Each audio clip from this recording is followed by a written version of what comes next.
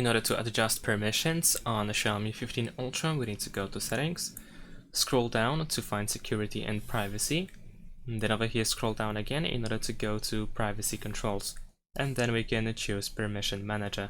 Over here we can choose the permission that we want to manage, so let's say I'm going to choose Location, and then over here we can see the list of apps that are allowed to use, in this case location, all the time, only while the app is being used, or not allowed at all. So for example, I can go and choose camera, and now I can adjust the location permission for the camera. So I can choose to let the app ask me every time if I want to grant permission to location or not, or I can just straight up allow the permission while using the app. And of course we can also enable and disable precise location in this specific example. And that's pretty much it. Thanks for watching, leave a like and subscribe to my channel, and see you in my next videos. Bye!